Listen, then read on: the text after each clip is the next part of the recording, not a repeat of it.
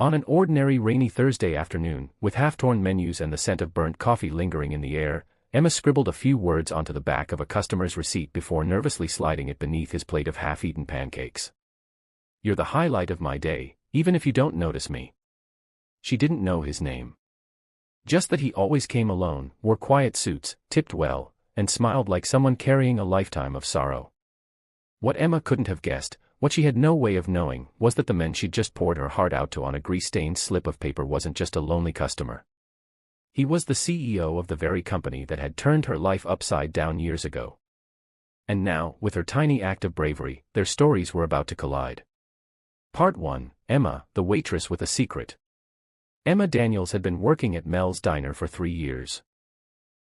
Her dreams of culinary school had been shelved the day her father died and bills buried her mother alive in debt. She had once imagined herself in Paris, not frying eggs for truckers and grumpy morning regulars. But Emma never lost her warmth. Even though the coffee pot was cracked, the tiles sticky, and the jukebox always one song away from broken, she carried herself with grace, her kindness the only luxury she could afford. And then he started coming in. Every Wednesday and Thursday. Always at the same table by the window. Always reading, always polite. His suits were expensive, but not flashy. He never took phone calls. Never rushed. And every time he left, he dropped a $20 bill as tip, no matter how small the order. Emma began to look forward to those days. His name wasn't on the order ticket, but in her mind, he became Mr. Gray Suit. She imagined his life. Maybe a writer. Or an investor.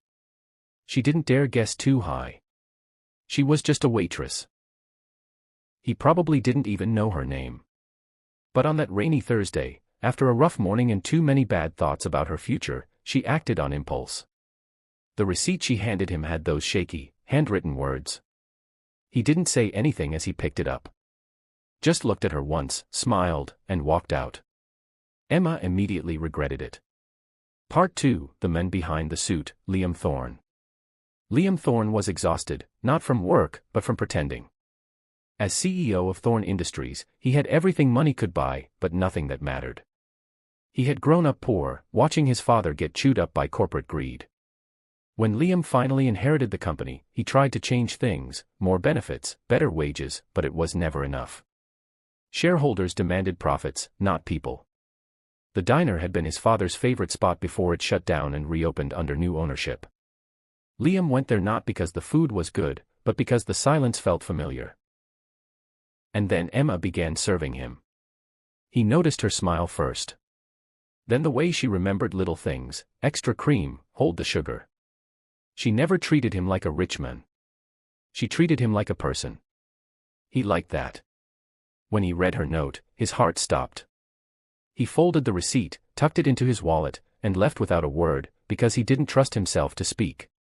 Not yet. Part 3, A Second Chance at Hope. The next week, he came back, but not to his usual table. He sat at the counter. Right across from Emma.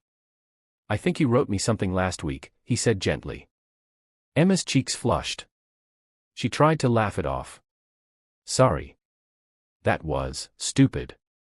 Just a joke." "I didn't think it was stupid," he said. "I thought it was brave." That conversation led to another. Then another. Slowly, Liam let her see more of him. He told her he worked in business, but avoided the full truth. Not because he wanted to lie, but because he wanted to be sure she saw him for who he was, not what he owned. They started meeting outside the diner. Coffee first. Then walks. Then dinner. For the first time in years, Emma felt seen. Not as a waitress. Not as a burden. But as a woman worth listening to. But secrets have a way of finding the surface. Part 4, The Truth Unfolds. It wasn't Liam who confessed. It was her friend, Mike, who recognized him from a financial article and said, "Wait, you're dating that Liam Thorne. The CEO who laid off half of Steelwick's workers last year." Emma's world flipped. Steelwick, the plant her dad worked at before it shut down.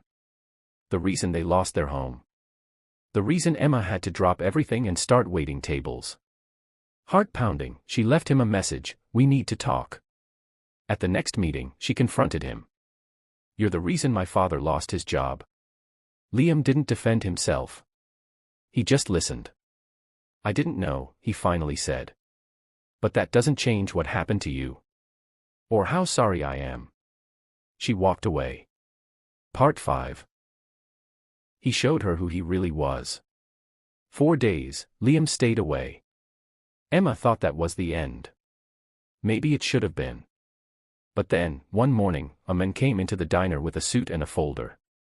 He handed Emma a letter and walked out. It was from Liam. Inside was a letter, and a check. The letter explained everything. How he had grown up poor. How he hated what the company had become. How he had started a new foundation in her father's name, aimed at helping blue-collar families get retraining, scholarships, and mental health care. The check was a grant, for Emma. To go to culinary school. If you still dream of it. Emma cried in the storage room for 20 minutes. Part 6, The New Beginning. A month later, she found herself walking through the gates of a cooking institute, unsure if she belonged there. But Liam had believed in her. And, quietly, she realized she still believed in him. On the last day of the semester, she saw him outside the school gates, holding a bouquet of daisies. The same flowers she once said she loved more than roses. "You don't owe me anything," she told him. "I know," he said. "But I want to give you everything."